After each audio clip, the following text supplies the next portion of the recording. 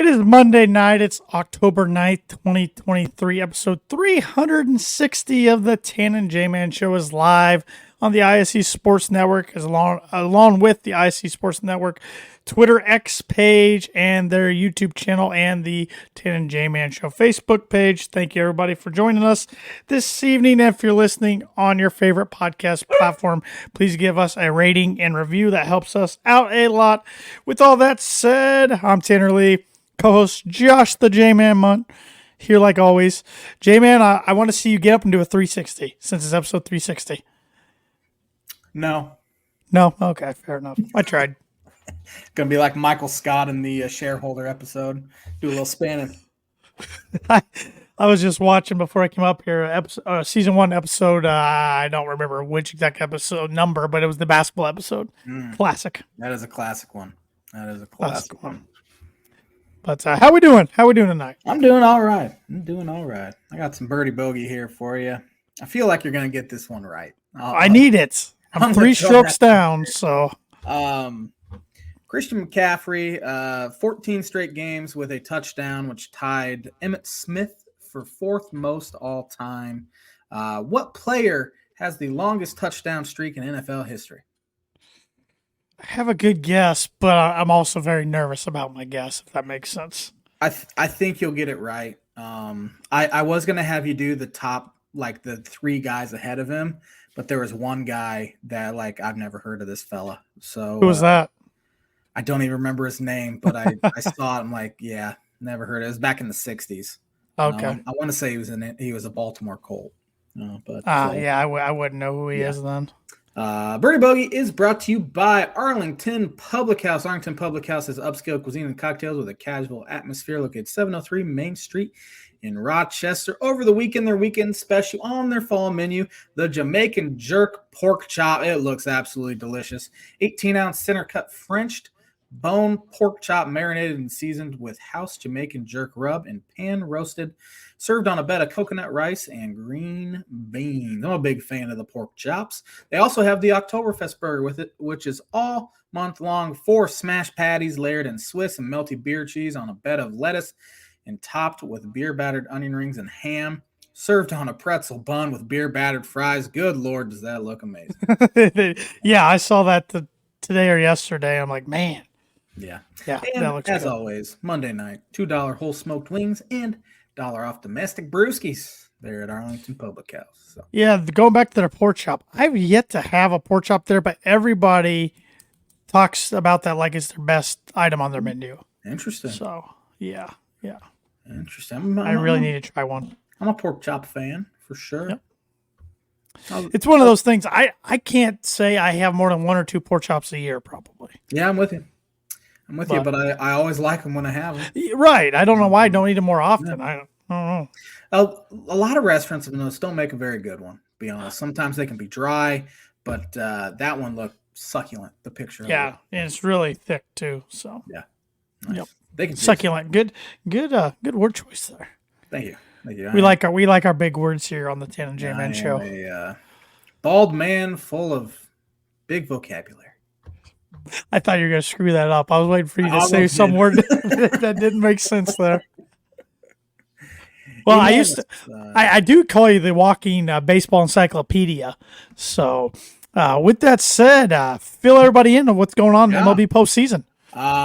The division series have started, and you've kind of seen the division winners who had that bye come out a little sluggish.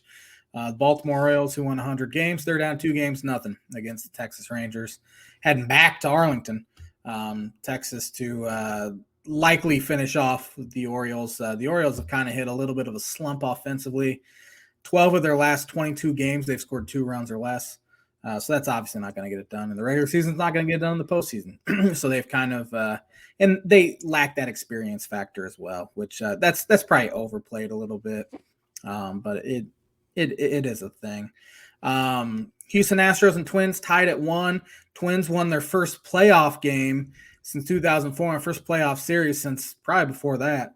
They are now, and they even won a game in Houston, so that kind of flipped that series a little bit. And I know a majority of the nation is rooting for the Twins in that one.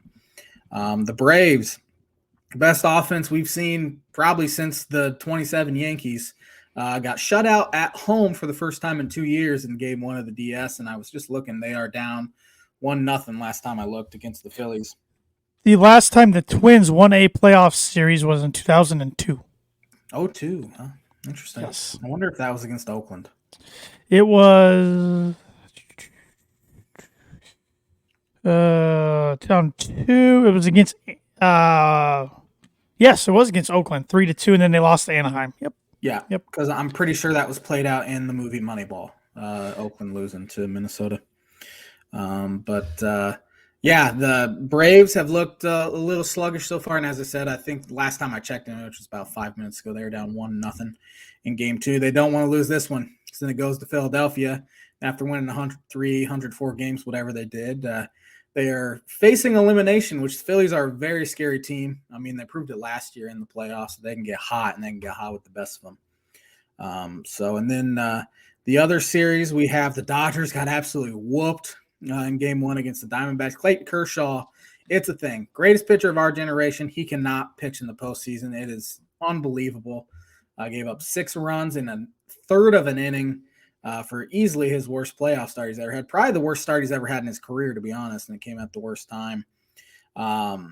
Assuming the Dodgers don't advance, Kershaw might be done, honestly. He about retired last offseason, and he even said what is his thought about his 4th straight or whatever Saturday start, and he says it messes with my college football watching.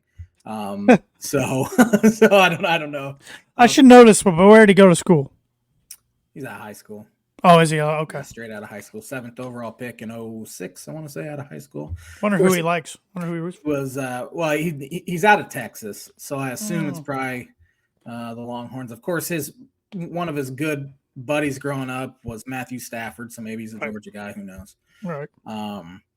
But it'd be tough to see a legend end that way. So maybe he will come back for another year if they don't advance further into the postseason, which I have a hard time believing the Dodgers won't get at least the championship series, but you never know.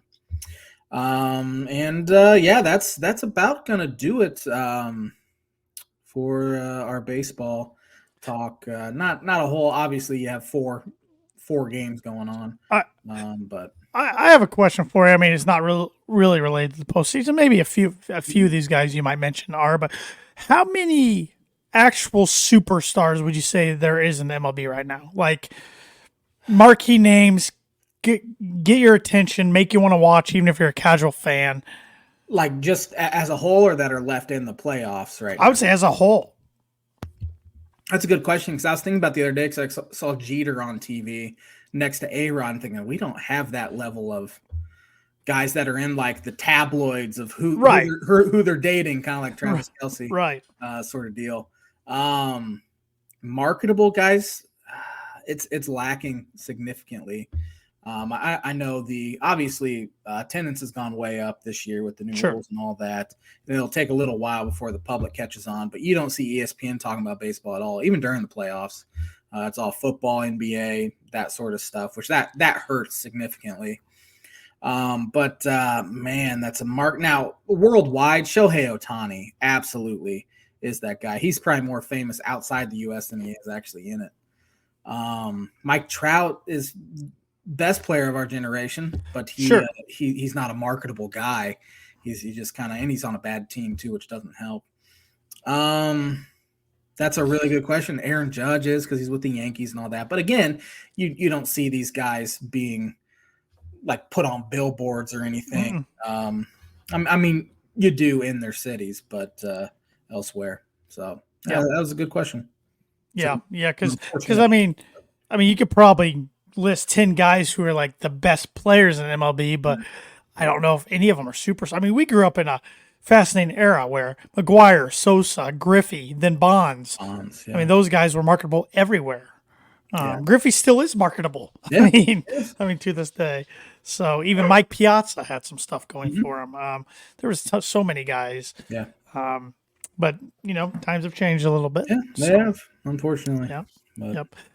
Well, I got a word association segment Beautiful. for you today, and we'll go ahead and get this out of the way because it doesn't pertain to just one sport or anything. And I liked your pros versus Joes one last week, so I was trying to find just kind of a random one.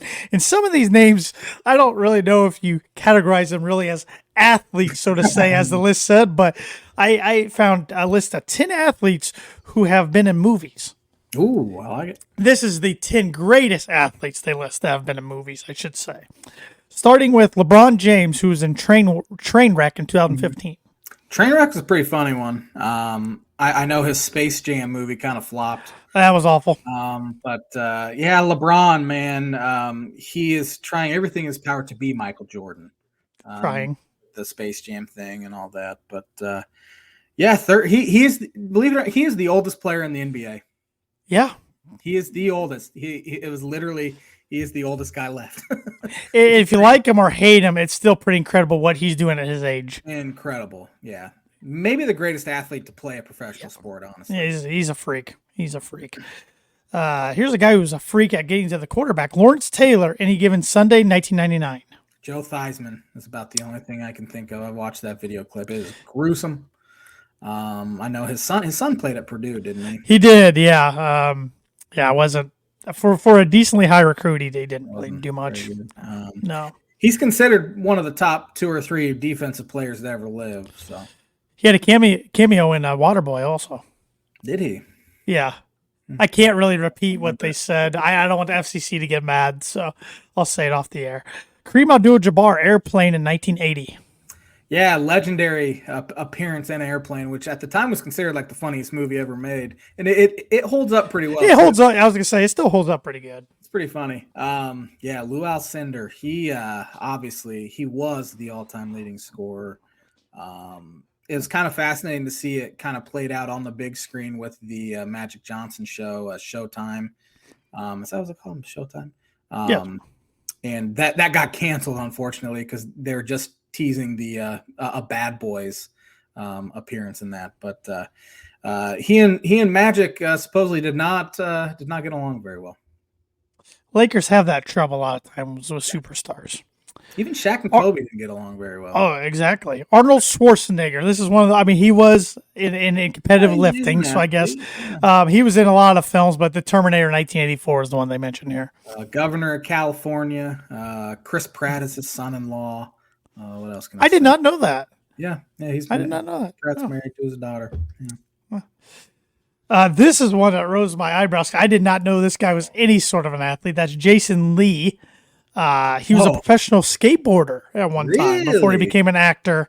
He was in My Name is Earl. Is that the guy? Yes, and for a film, Alvin and Chipmunks in 2007 was probably his most famous role. He was more known for playing Earl, and My Name is Earl. But interesting. He was in a great movie, Almost Famous. It was a fantastic movie. Yeah, I didn't know he was a professional skateboarder either. Yeah, that's interesting. Yeah.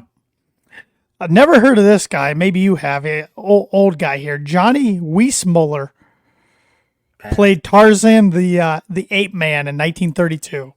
What sport did he play? I had it down in my notes, and then let me look it up real quick. First Tarzan ever is a Rochester Olympic. He was an Olympic swimmer and water polo player. Never heard of the fella. Sorry to the. What's his last name? I think it's Weissmuller. Sorry to the Weissmuller family. Yeah. Well, you've heard of these next 4, I can guarantee you. Ronda Rousey. She had a appearance in Furious 7 in 2015. Yeah, she was a big star there for about 2 years, and then you just don't hear about her much anymore. Nope. She went from MMA to had 2 different runs in the WWE, and fans stopped liking her, and she legit got mad. And I think her contracts ran out now. I think she's done with that because there's a rumor she wants to do another fight in the UFC, and I don't think that will end well for her because that's a hard sport to take a while off and come back to. Yeah. She's also a terrible actress, too. So. That is true. Terry Bradshaw, failure to launch in 2006. Yeah, he had some pretty funny movie cameos. He's still going strong there on Fox. Maybe the worst quarterback in the Hall of Fame. He or Namath. I was going to say Namath. Teams that won a bunch. but Bradshaw is not very good. Namath's the only quarterback in the Hall of Fame to have more losses than he does wins and more interceptions, 2 touchdowns. Yeah. Namath just had that personality. 2 more here. Ray Allen, he got game 1998. Yeah, he was the greatest shooter of all time. And then Steph Curry was born and had to come into the NBA and took that throne away from him. Although I think Ray Allen and Reggie Miller will be passed by a lot of guys with how the NBA is going now. So I agree. Jesus Shuttlesworth. Jeez, I cannot talk. Yes. And lastly, Jim Brown, 100 rifles in 1969. Maybe the greatest pound-for-pound running back we've seen in the NFL. I know Walter Payton was really good, but Jim Brown was a different sort of guy back in the 60s than they had back then. So I've just always found it fascinating that his last name was Brown. He played for the Browns. Played for the Browns, yeah. It's great. And that's going to do it for this week's Word Association segment, which is brought to you by Proforma Print 2 Promo Group. If you're looking for a trustworthy, dependable resource for your next trade show, company picnic, or a sales meeting, Proforma Print 2 Promo Group has over 50 years combined experience in promotional products and commercial print. They strive for fast and efficient response to all your print needs, so you need to look no further.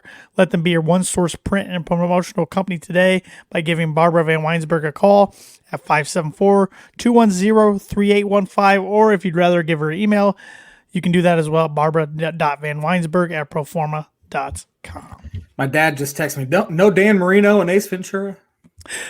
That was a good one, too. He wasn't on this list for some reason, and I could have listed some others that I know of off the top of my head. Of course, was in sure. And stuff, but Shazam. Who can forget Shazam? Oh, yeah. In blue. No. Kazam. Yeah. I thought it was Shazam. Shazam's the newer one that came I know. I thought that was the title of that movie, too, though. Pretty sure you're wrong, but... All right. Yeah. And he was in Blue Chips, of course. Yeah. So... Yeah. You could also throw in like John Cena or Dwayne. Sure. In there sure. Too. Yep. There's a long list of those guys. So, yeah. But interesting little list there. Do you want to educate me real quick before we start talking football? I can educate you before. All right, because I need some knowledge here. On this day in 1915, Woodrow Wilson became the first U.S. president to attend a World Series game. Interesting. Yeah. On this day in 1919, the Baseball World Series, the Reds beat the White Sox 10-5 at Comiskey Park for a 5-3 series victory. That's weird. Due to the Black Sox scandal, last World Series to take place without a commissioner of baseball in place. So the Black Sox scandal is the reason why commissioner of baseball is put into place. Did not know that. See, I didn't either. On this day in 1921, Babe Ruth hit his first career World Series homer. How many World Series home runs do you think he had? I don't know, but I can look it up real quick. I'd be curious.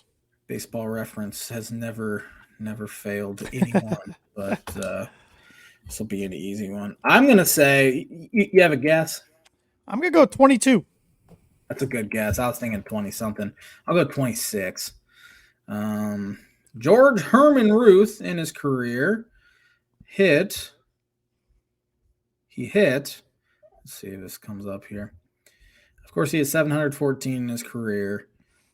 He hit in the World Series. He played in 10 World Series because back then you win your league, you're in the World Series. There was no playoffs. You just went straight to the World Series. He hit 15 homers in 10 years. That's a 744 slugging percentage, so that's pretty good. Mm-hmm. Pretty good player there. On this day in 1938, the Cleveland Rams, beat the Chicago Bears, which was one of only 4 penalty-free games in NFL history. I'm surprised there's that many, to be honest. They're probably all back in the day, but back when you could just maul a guy. Now there's 4 penalties a quarter. Yeah. On this day in 58, the Yankees beat the Braves 6-2 to win that series in 7 games. Can you name me the MVP of that World Series? 58? Probably not. Whitey Ford. Bob Turley. That was a good guess. Um, Whitey Ford did win the World Series MVP on this day in 1961. So you're just a couple years off. yeah. On this, a lot of World Series. On this day in 1988, Dennis Eckersley was the first to save all 4 games in a championship series. He was pretty good. On this day in 1989, first NFL game coached by an African-American as Art Shell beat the LA Raiders to beat the New York Jets on Monday 89. night. Wow. Took that long. Wow. Yeah, that's pretty bad. Yeah. He had 2 stints as Raiders head coach. Yeah, he did. That's going to do it for On This Day this week. Can you – one last one here. Can you name me who won the World F1 Driver Championship last year? Lewis Hamilton. Max Verstappen.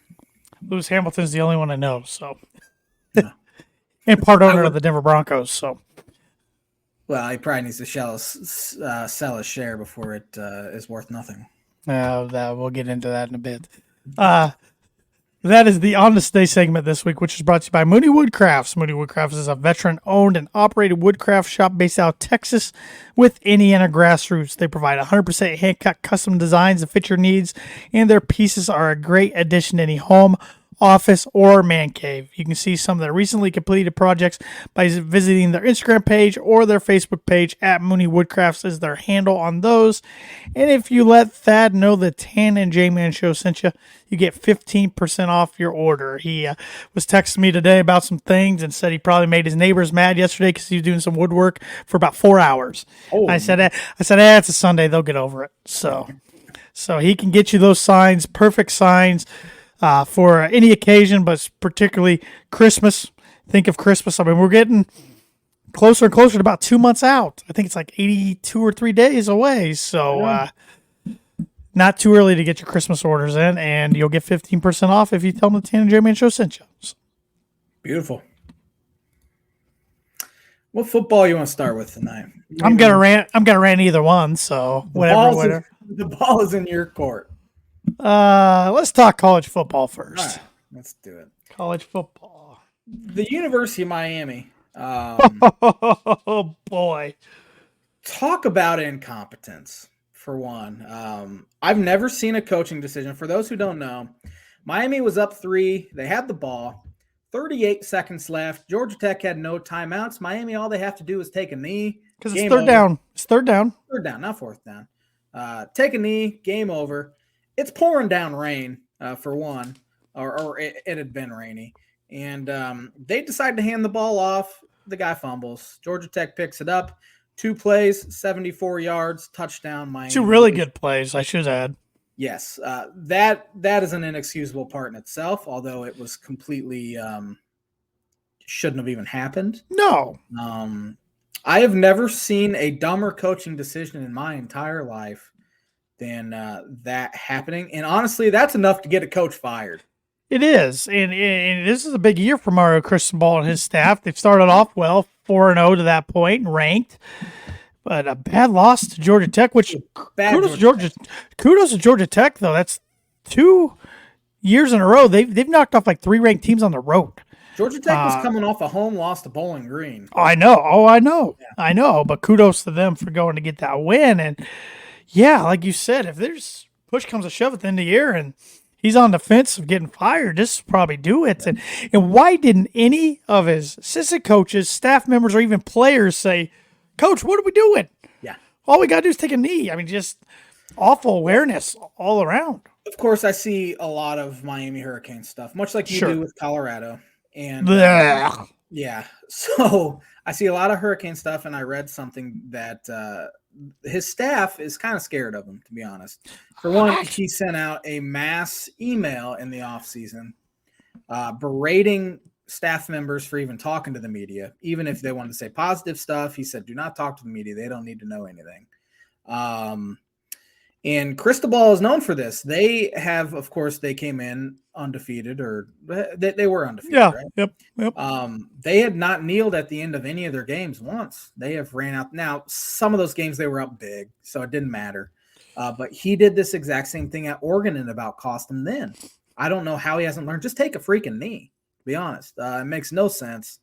And it cost them a chance at the playoff if they wanted any sort of shot to get into the playoff. You can't lose to Georgia Tech. So I think it'll cost them an appearance in the ACC championship game even. probably that too. Mm-hmm. Yeah. Because they have a couple of tough remaining games. So yeah, that was a mind-numbing decision. Yes. Somebody said they need to have a thing in place before you get hired. You have to just play like NCAA football 2014 against some random college kid and see if you can handle the clock management as well as these guys do. We manage the clock a lot better in Madden and stuff, and that's obviously probably a little easier, but it seems like common sense at this point. That's football 101 for anybody getting the coaching. I mean, just unbelievable. It was one of those things I couldn't believe what I just saw type of things. And there was a lot of storylines coming out of Saturday around the country. Had a classic game for the Red River rivalry. Oklahoma makes believers out of everybody, I think. Looking at their schedule, they might be a playoff team. Yeah. And I did not see that coming into this year. I thought they'd be a lot better than their 6-7 season last year. But Dylan Gabriel is fantastic. Yes, he's the real deal. That was a back and forth game. It was questionable decisions by Sarkisian late for Texas. There, some questionable coaching decisions, and Quinn Ewers. They got to get that guy right. It was said that week that he was seeing their psychiatrist during the week because he's scared to fail, which is very interesting to hear. So that probably hurts Texas's chance for the playoffs. I mean, they got to run the table now and maybe still get some help from some other teams. But that was a big takeaway because that was a great game. Notre Dame goes down to Louisville, and Louisville put it on them pretty well. I mean, it was close. The final score was closer than the game really was. If you're a top 10 team going to play Jeff Brom, you don't want to do it. You don't, especially at night on ABC. He's got some good talent at Louisville, and I think he knew that when he took the job, but he didn't have a quarterback. Brought a quarterback in that still isn't that great, but a quarterback that he's very familiar with and familiar to his style, and all he's got to do is protect the ball, and they usually have a chance. And Louisville's they haven't played the toughest schedule to date, and they got the ball bounced right for them ACC-wise this year. They do not play Clemson, Clemson's not the best team in the conference, but still a tough game. They don't play Florida State, and they don't play North Carolina. That's pretty fortunate. I mean, right now, they might be in the driver's seat to play in the ACC championship game. How would that make you feel? I can't say I like it, but what you going to do? At the same time, though, he did that exact same thing with Purdue last year where the schedule was pretty dang easy. Right. You got to a Big Ten championship game. Right. So it's kind of the same. But that is the Big Ten West, which everybody knows. There's no divisions anymore in the ACC. Yeah. But, hey, they beat a ranked Notre Dame team, and this Notre Dame team, man, I might get some heat for this, but I think a lot of Irish fans would agree with me. I don't think they're near as good as everybody thought they were. They're lucky they're not on a 3-game losing streak right now because they survived that game in Durham. Very fortunate. And now they're on the back end of the rankings. They're 21st. USC's coming into town, which USC survived a triple overtime scare to Arizona. Because USC can't stop a nosebleed, but they got the best player in the nation, and they're going to put up points. So that's going to be a good one in South Bend Saturday night at 7:30 on NBC. But, if Notre Dame loses that one, that's 3 losses. I mean, they're out of the playoff conversation now anyways, 2 losses. So a lot of their fans probably will stop watching their games because that's just how they are. Yeah. But they still have USC and still play Clemson. So they could finish this season 8-4-ish, which I think that's what Marcus was last year. And then, unfortunately for Marcus Freeman, he's probably going to have some heat going in next year because they will not put up with 8-4 very long. No. And this team is supposed to be better. I mean, they got the quarterback coming in who's the all-time ACC touchdown leader. You're thinking, man, this team's going to put up points. That was their one issue last year was quarterback play. Right. Their defense hasn't been very good. I mean, Jeff Brom's never had a running game, and they ran for about 200 yards on him the other night. So I don't think they have any shot to stop Caleb Williams. Now, I think they should be able to put up points against that USC team. Right. USC gives up points to everyone, which is the one complaint you can have about Lincoln Riley is his defenses are never good, but his teams score. Yep. out the wazoo. But yeah, I think Freeman will have some heat on him for sure. Because four losses in back-to-back years, that hasn't happened in a while there in Notre Dame. And I've already seen some heat on social media, but that's social media. Take it for what it's worth. And really, I saw Jared Parker, the offensive coordinator, taking most of the heat the other night. That's a program. It's tough to coach there. And Brian Kelly, you like him or you hate him, he made Notre Dame fans pretty spoiled the last decade plus there, winning a lot of games. And they didn't really like him either. No, they didn't. So he squeaked one out. His Tigers beat the Missouri Tigers in a game they were down for a while. There's no playoff implications for the LSU Tigers because they've already lost 2, but losing 3 there, the heat would have started wrenching up for him as well. Also in the SEC, Alabama survived a trip to Aggie Nation down there against Texas A&M. This is the worst Alabama team we've seen in a while. It is. Georgia looked good. They flexed on an undefeated ranked Kentucky team at home. Finally showed some dominance there. I saw a tweet. Georgia and Kentucky have played a lot of fake big games because it seems like past couple of years Kentucky's be ranked like in the 20s and Georgia would just steamroll them. Yep. Every single time. Yep. What else? Undefeated Fresno State went down on the road at Wyoming because people were thinking if they could get past the Cowboys, they could probably run the table, and make one of the Big Six bowls. Mm-hmm. Probably not now. I'm gonna say it. Yeah, it's not happening now. Even if they run the table, they'll make a good bowl, but they won't make a New Year's Six bowl. What other takeaways outside the Big Ten were there? Shadur Sanders flashing a 70K watch to a student section of a bottom-feeding Pac-12 team that they had a miraculous win against. They were down 17 points to 17-0 at one point. Yeah, this Colorado team's they've had their wake-up calls against Oregon and USC, but it hasn't stopped their arrogance. They are resilient. They were down a bunch to USC, fought back, barely lost, down a bunch to Arizona State, fought back. They're going to make a bowl. Their schedules, but they're not. Yeah. They'll probably finish 8-4-ish. It'll be interesting once that. Obviously USC and Oregon are, but like other good teams, like if they play like a Washington State or Oregon State, to see how they match up against them because that's probably more of their speed. I think Washington would wax the floor with them because they're one of the better teams in the country. But it's going to be pretty fascinating to see them in the Big 12 again next year because the Big 12 is going to look so different without Texas and Oklahoma. I can't even. Who's the favorite going to be in the Big 12 next year? Oklahoma State. Gosh, they're bad this year though. Yeah, they did beat Kansas State. Friday. Kansas laid it to UCF. Kansas is better. I wouldn't say it's going to be UCF, Cincinnati, Houston, BYU. None of those newcomers. Yeah. Baylor's been terrible this year. TCU's looked bad this year. Yeah. Tech is so irrelevant now, it seems like. It's crazy. They're losing their 2 juggernauts, and it's still going to be a good conference, but that's one conference you look at, it's like that's a better basketball conference. Yeah. Than it's a football it is conference. now. Yeah, I think it's been that way for a few years now, too. Because who else is joining? Arizona's joining. They're joining the Big 12? Yes, which for basketball, that's great. On football, huge, yeah. But who is Arizona State joining? Arizona State. Who am I forgetting? Arizona State, Colorado, Arizona. Utah. Yeah. There you go. There's your football favorite right there. Yeah. Yeah. So interesting. Man, it's gonna be weird next year. Oregon State and Washington still are conferenceless, right? And they're the ranked teams. Yeah. They're 2 of the ranked teams. They're sitting there like, come on. I know they don't add too much in basketball, but once in a while they'll make the tournament. Yeah. And some of their other non-revenue sports are good. It's gonna be fascinating. I know we've talked about USC, UCLA, Washington, Oregon joined the Big Ten. Well, it felt even more real this past week when the schedules for the Big Ten for 2024 through 2028 came out. You look at some of these schedules, like I know Purdue's schedule for next year is going to be hard, but 2025, I've never seen a tougher schedule in Purdue football history. Because on top of all those games, they have a road trip to Notre Dame. Oh boy! And it's just like, holy cow! But I think it was Michigan's schedule. I saw 2025. They had Oregon, USC, and Washington on there. That's brutal. It's going to leave programs like Northwestern, Illinois, and Indiana in the absolute dust. because there is no shot they can.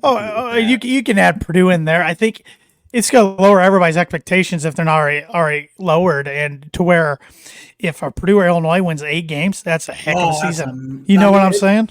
For Illinois, it's already an amazing season. Well, Purdue too, even though they've had 8 wins last year, 9 wins the year before, if you're counting bowl games, but it doesn't happen too often. And in programs like Illinois and Purdue, it showed its ugly head for Purdue again this weekend. Is you have to win in different ways. Yeah. You can't play Iowa-style ball against Iowa. Yeah. And because you're going to lose. And Illinois, that's what they're trying to do. And you got to recruit a certain way if you're going to do that. Yeah. And because I'll tell you, I'm still bumming about Purdue's loss on Saturday to Iowa in a game where Deacon Hill was the worst opposing quarterback I've ever seen Purdue play. He's awful. That is literally the only game I watched on Saturday. Oh, you are a sicko. You're a sicko. That's what you are. As I've said, one of my guilty pleasures is watching the futility of Iowa's offense regardless. And it was so unbelievably bad. I've never seen a more inaccurate quarterback in my entire life. He's got too much juice on the ball. But once again, they do what they do. They do what they do. Defense. That's what wins them games. Yep. They flip the field. They make you. They had a fluke 68-yard touchdown run or whatever that was. Yep. Busted a 70-yarder or whatever it was. And that was kind of the difference in the game. And Purdue's offense couldn't get going. Hudson Card played his worst game of the season, if he even had time to throw, which sometimes he held the ball way too long, but other times it was like he got no chance. He was getting killed, which I gained even more respect for his toughness because he came into the game banged up. Yeah. There's a few times you could tell he did not want to get up. Yeah, I was thinking, I don't think he's going to be able to finish this thing. But their backup's never played a competitive snap yet in college. He's a redshirt freshman transfer from Arizona State, but you got to do what you got to do. You can't let the kid get killed back there. But Purdue came out of that game pretty banged up. They lost 3 starters, it looks like, for one definitely for the year, the other 2 probably for the year. Now, those 2 didn't play going into Iowa anyways. But they also lost Tyron Tracy, their starting running back. Doesn't sound like he's going to play this week against Ohio State. So, yeah, it was such a frustrating game because I felt like that's one Purdue definitely could have easily shot themselves in the foot a lot, but that's what Iowa does to you. Mm-hmm. They make you beat yourself. Yeah. It's just very frustrating because Purdue's bowl chances are starting to slip week by week. They're going to have to get hot, and I don't like their chances, but we'll see this week. Elsewhere around the Big Ten, I'm trying to think what the heck even happened. Ohio State and Maryland was a close game for a while, and Ohio State flexed on them a little bit. Are you in agreement with me that Maryland would win the Big Ten West? 100%. Yeah, I think so too. 100%. Wisconsin took care of Rutgers barely, pretty easily. Well, I mean the score. They were up 21 at one point. Yeah, it's kind of. Wisconsin and Iowa are so similar. Yeah, they are. I mean, Wisconsin's more fun to watch, but Michigan just annihilated Minnesota. Yeah. This is PJ Flexport's team he's had in a while there too. Yeah, they're not good. Yeah. And Northwestern squeaked by a 2-2 Howard team. The West is so bad. Everybody. Memorial Stadium in Champaign caught on fire on Tuesday night, and they had to I forgot about that Friday night game. This for Illinois fans, it's been after having so much hope coming in the Bielema was so cocky all throughout the offseason, talking, and he's followed it up with having one of the worst offensive lines I've ever seen. They can't move the ball at all. Their defense is starting to play pretty well. They quit against Purdue a few weeks ago, but defensively, for the most part, it's been pretty good. But their offense, I think they're averaging 19 points a game. Now, that's even worse than Iowa. Yeah, that won't do it. Do it.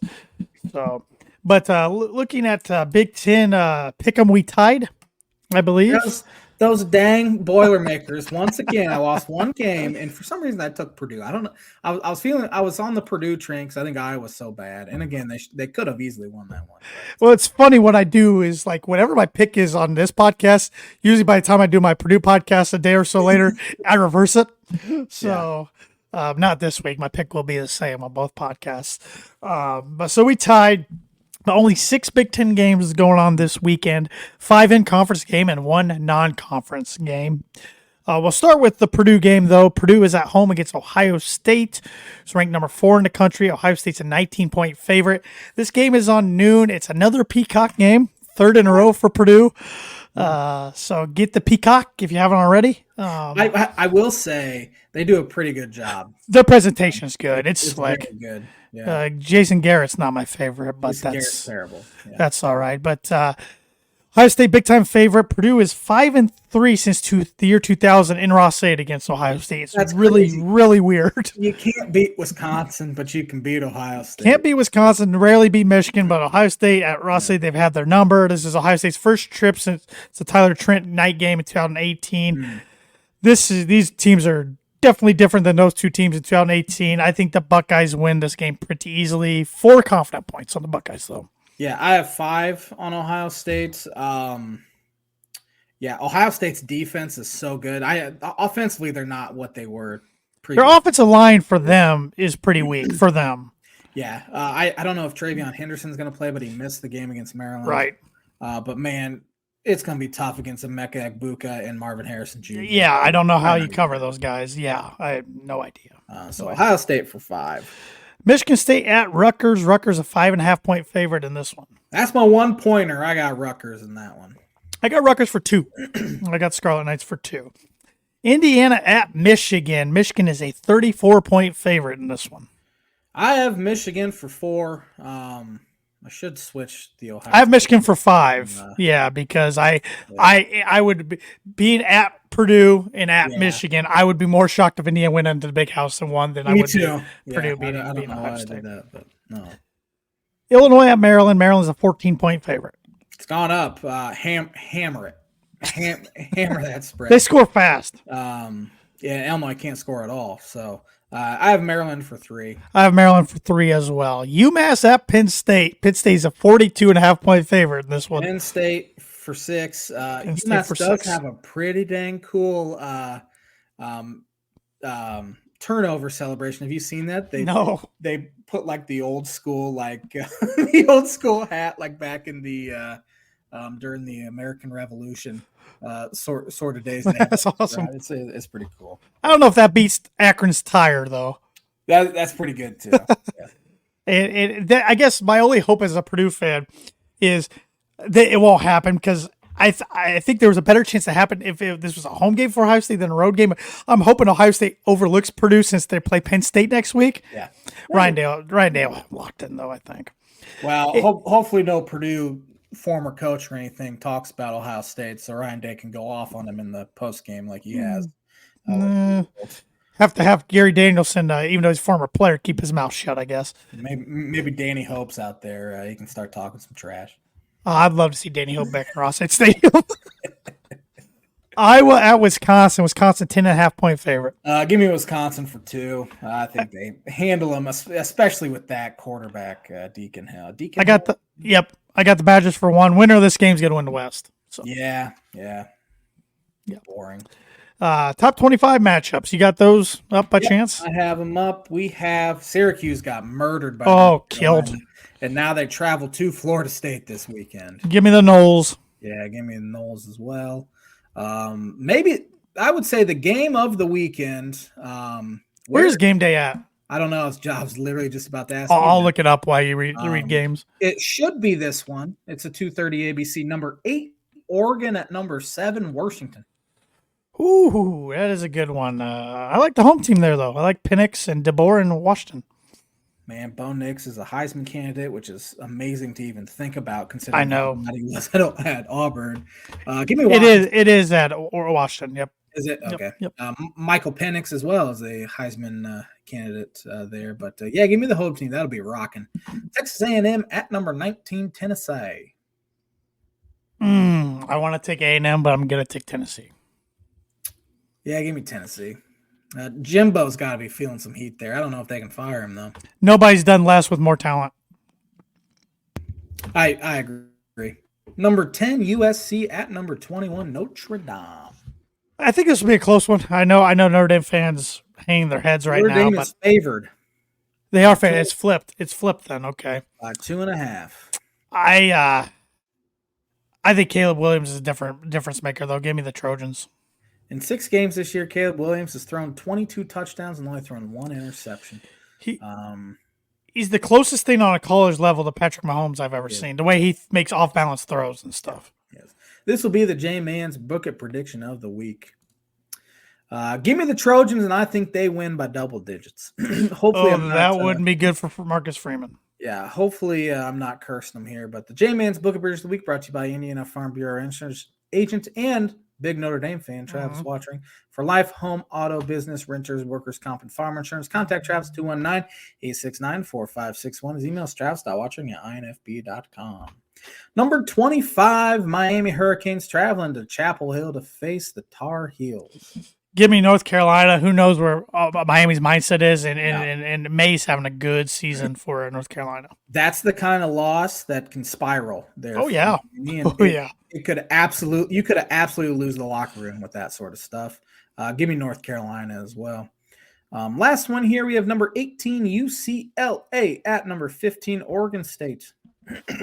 Yeah, good win for UCLA over the weekend, but give me the Beavers up in Corvallis. Oregon State is 4-point favorites. Yeah, I think UCLA is a little too green. Give me Oregon State. Who's Colorado play? I know they're not ranked, but I will look her up real quick. Are they on bye? I don't know why. Is there bye or maybe Arizona? Colorado. Oh man, it's a Friday nighter. They face 1-4 Stanford. Oh, that's Colorado. Travis Hunter's got to be getting pretty close coming back too, doesn't he? Yeah, he's got to be any week now, I would think. Yeah. But give me Colorado in that one. Well, let's switch gears to the Professional Football League, the NFL. Exciting week, like it always is in the NFL. And, man, this league's pretty even right now. Yeah, it is. It's pretty incredible. I mean, you look at the AFC North. I don't know if there's a single good team there, but you have all 4 are in playoff contention. AFC South as well. I don't know if there's a good team there either, yet they're all 4 in it. It has been one of the more competitive first few weeks of the year that I can remember. It's been my least favorite first few weeks I can remember, though. I'm almost to my breaking point. Yesterday was How are bad. You not there yet? I just meant got you there. Just how I act. I mean, I don't know how I didn't rip a hole in my hat. I hit it against my leg so many times on the scoop and score yesterday at the end of the game. Oh my gosh. 3 winners, 3 losers. I start with the winners this week. I believe you start with the losers. My first winner is the Jacksonville Jaguars. My AFC champs. 2-0 in London, and they should probably just stay over there. They probably should. That's where they win the most of their games. Good win, though, against a really good Bills team. It did help Jacksonville that they stayed out there all week, and so the Bills did look jet-lagged, too. That's not a good enough excuse to lose, but Travis Etienne was fantastic yesterday. My fantasy team thanks him. My first winner is San Francisco 49ers. They are my predicted Super Bowl champion, and barring injuries, I don't know if anybody can stop them. They are so complete. Brock Purdy's becoming a star. Christian McCaffrey has been a star. Samuel and Ayuk are studs, and then their defense is loaded with just good football players. They're well coached. They have good management. And John Lynch, they're the model every NFL team should be right now. The best team in the NFL. Yep. My second winner, the Chicago Bears. Justin Fields has played good football the past 2 weeks against bad defenses. Did he? Okay, he did play well, but how much of that was just thrown to DJ Moore the other night? You can say that about anyone. I mean, that's they true. Say it about Tua with Tyreek, and all right. It helps for sure. Well, you got a weapon like that, take advantage of it, right? And the good thing for the Bears, they still hold the top 2 picks in the NFL draft because the Carolina Panthers are so bad. And they got rid of Chase Claypool, that locker room distraction, 2-year Dolphins. Yeah. Talk about that a little bit. Okay. My second winner, I'm going to go with the Indianapolis Colts. They were in the news this week. Jonathan Taylor's back. It's a contract extension, gets paid. But then AR-15, Anthony Richardson, their prize rookie quarterback, gets hurt again. doesn't look like it's as serious as I originally thought, but still he might be on the IR, which would put him out 4 weeks. But Colt fans, I think that's a good thing if you want to make a ride for the playoffs, because I think Gardner Minshew's more fit to win with this team right now. And the Colts don't get it done pretty, but they are finding ways to win games. That's a good testament to their new head coach, whose name I have no idea what it is. Steichen. Shane Steichen. Steichen. Yep. My last winner is the New York Football Jets. They hung in there with Kansas City. Then they go to Denver and found themselves down early, which is pretty typical for Denver to be up early. 10 straight games up when they're up at halftime. They've lost them all. That's crazy. Especially with the way the first half ended, Zach Wilson stupidly throwing the ball in bounds, and they couldn't even spike it to get a field goal attempt off. But then the second half, Breece Hall, man, he's a killer. He's a Bronco killer. He's really good. 70-plus yard touchdown run. Zach Wilson didn't hurt him, and he played pretty well. And their defense is one of the elite units in the NFL. So I don't think it'll be enough for the Jets to get in the playoffs, but they're playing more competitively than they had. We got to win for Nate Hackett. You had to hear about that 500 times yesterday. As you should. Sean Payton said stupid comments. He's a clown right now. Yeah, you talked about that a few weeks ago. He is a clown. There's more problems than just him. This is dumpster fire, and I hope my analogy to the Broncos, I hope they are the Halloween house that when you go trick-or-treating, they have a huge box of candy out right now and say, take as much as you want. That's what I want with this roster. Aside from Patrick Surtain, and even him, if you can get the right offer, everybody should be on the block. Every single player should be on the block. Yeah, I was going to ask you about that next week. I think Jerry Jeudy for sure is gone. Jeudy, Sutton, Bowles, Simmons too. Maybe Josie Jewell. I could see them all shipped by Halloween. It would take a quarterback type haul for them to trade PS2. I would hope so, but it should. It's time to rip it down and build it back up. I hate it. It's going to take a while, but I think that's the only way out of this hellhole. To the quarterback. Yeah. And coach. My last winner is the Pittsburgh Steelers. They suck. But they beat the Ravens, who I keep thinking the Ravens are pretty good. Ravens terrible too. But I will say, I thought Pickett and Harris were in for big years, and they're not playing well. Yeah. But they got the win, so that's why they're a winner in my book. Loser, I'm gonna throw the. I'm gonna throw the Patriots in here at number one. They might be the worst team in the NFL. I was going to say, I think they're going to be picking in that top 3 to 4. It's unlike anything we've seen Bill Belichick. The question has been answered. It was Tom Brady, not Bill Belichick. If they want to turn things around, Robert Kraft needs to strip that GM title from Bill Belichick. I think he's probably still a good head coach. His roster's terrible. His roster construction has been bad. Their quarterback's bad. They don't have any weapons. Their defense is slow and old. He's built a terrible roster, and he's paying for it. Yep, similar to Denver out there. Baltimore Ravens. Lamar didn't play well, but they had so many drop passes yesterday, and I thought they would be better, and they just haven't been. And you cannot lose to a bad Pittsburgh Steelers team who is 3-2 somehow with terrible quarterback there in Kenny Pickett. But that's a bad loss. Dallas Cowboys got embarrassed. National television 42-10, and Dak played his worst game in a long time. Dak is Kirk Cousins. Yeah, it's a good comparison. Washington Commanders, they had a chance to go over 500, and they got destroyed by Justin Fields and the Chicago Bears. Embarrassing effort. And lastly, a lot of these winners and losers, it's back and forth here. But Buffalo Bills, I was ready to crown them as the best team in AFC, and then they lost the Jaguars. So. Tennessee Titans, my last loser. You had a chance to kind of not take the division by storm, but at least put your footprint on it a little bit. And they have a quarterback problem there too in Ryan Tannehill. So, but yeah. You beat me in Pick'em, you son of a gun. We both did pretty bad this week. Yeah, we're struggling on the year, really. It's pretty bad, but yeah, you did beat me. But we got a huge one Thursday night there. Denver at Kansas City. I've never looked less forward to a NFL game than this one, I think. Yeah, 15 straight losses against Kansas City. It's going to be 16. Kansas City for 15. I have Kansas City for 13. Yeah. Wow. Yeah. Baltimore at Tennessee. In London. Oh, that's right. It is in London. Another one. There's 5 international games. Give me the Ravens for 6, even though they're coming off a good loss. I have the Ravens for 6 as well. Washington at Atlanta. Give me the Falcons for 7. Falcons for 2. Minnesota at Chicago. Give me the Vikings for 5. I have the Vikings for 3. Seattle at Cincinnati. Give me the Cincinnati Bengals for 8. I have the Bengals for 5. San Fran at Cleveland. San Fran for 11. I have the 49ers for 12. Carolina at Miami. I got the Dolphins for 12. I have the Dolphins for 15. Speaking of the Dolphins, I got a few tweets here that I want to share with y'all. Devon Achane, he is second in the NFL in rushing yards. He's 50 yards behind Christian McCaffrey. He has 61 fewer carries than Christian McCaffrey. He's only 50 behind him.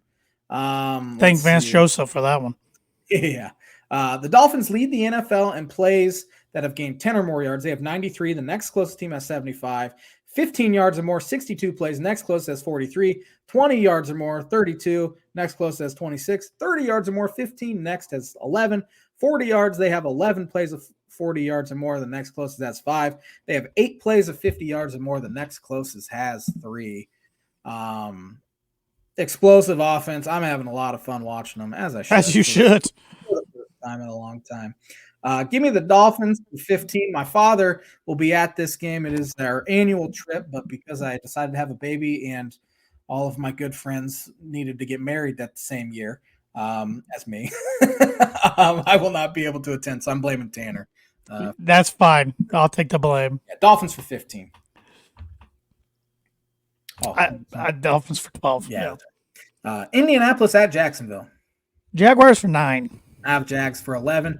New Orleans Saints at the Houston Texans. Texans for 4. Ooh, that's a good one. CJ Stroud's looked really good. I think the Panthers should have taken him, like we said. I agree. New Orleans. I have New Orleans, though, for 4. New England Patriots at the Vegas Raiders, who play here in about an hour. Yeah, I'd like to watch them before I make this pick, but I think Patriots are the worst team in the league right now. Give me the Raiders for 3. I have the Raiders for 9. Hopefully it's was it last year where Jacoby Myers threw that ball backwards and Chandler Jones just grabbed it and ran it in the way. Cost me some money in a parlay last year. Arizona Cardinals at the LA Rams. Rams for 10. I have the Rams for 7. Philadelphia Eagles at the New York Jets. Eagles for 13. I have the Eagles for 10. The 4-1 Detroit Lions at the Tampa Bay Buccaneers. I got the Buccaneers for 2. Really? Man. I like both these teams. I have the Lions for 8. Lions are 4-1 for the first time since 1991. The Dolphins are 4-1 for the first time since 2003. But yeah, give me the Lions for 8. New York Giants, who are a dumpster fire, at the Buffalo and they're Bills on Sunday night again. on Sunday Night Football. The week after will be hopefully the 5-1 Miami Dolphins at the 6-0 Philadelphia Eagles. At least we finally get a good game. Bills for 14. I have the Bills for 14 as well. Dallas Cowboys at the LA Chargers. I'm taking the Cowboys for 1. I have the Chargers for 1. I don't know. Yeah. Your buys this week are the Steelers and Packers for fantasy considerations, but I highly doubt you have any fantasy players on either of those teams because they're. I got Najee Harris. He's terrible. I have his backup, who's even better. But hey, my fantasy team's doing just fine though. So yeah. But are you ready for some Birdie Bogey? You got any more NFL? Where's my phone at? I could rant for days, but we don't have much time left. Christian McCaffrey, 14 straight games with a touchdown, which tied Emmitt Smith for 4th most all time. What player has a longer streak? Has the longest streak, I should say. I got 2 guys in mind, and I almost guarantee it's one of the 2. That's the problem. I'm reading between the tea leaves to some of the wording you said earlier. So I'm probably wrong. You're like, I think you'll get this. And you put some emphasis on it. You might have done this on purpose to trick me. Terrell Davis. No. Oh, man. LaDainian Tomlinson. Adrian Peterson was the other one I was thinking. So. No, LT wasn't even on your radar. No. Got 4 strokes down again. I thought for sure you were going to get LT because I remember it was a huge deal back in the day. Thanks for watching the Tan and J-Man Show live on the ISC Sports Network. We'll be back at her next Monday with another episode. Have a fantastic week, everybody.